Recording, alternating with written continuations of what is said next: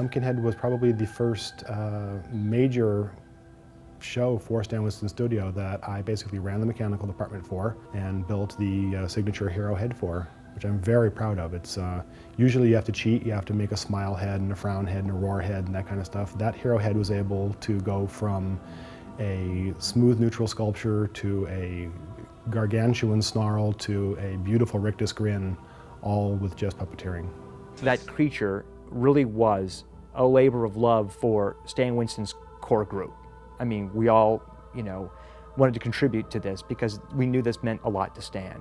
By that time, we had Aliens, Monster Squad, Predator under our belts. It was a good way to say, okay, I trust you guys, this is what we need done, and I trust you guys are going to do a good job.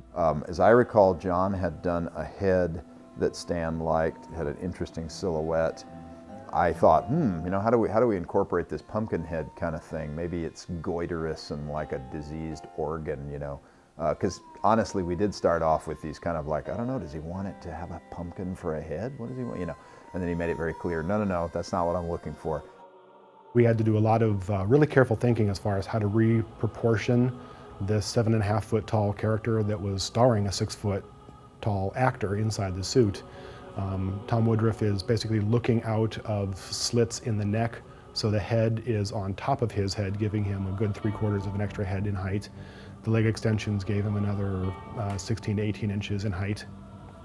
But with the proportions being so stretched, we had to add bony elements to the top of the shoulders, which you can see clearly on the costume, changing the length of the fingers so that insert hands rather than gloves needed to be used. Basically monkeying with the proportions so that the stretched physiology of the creature worked and looked real.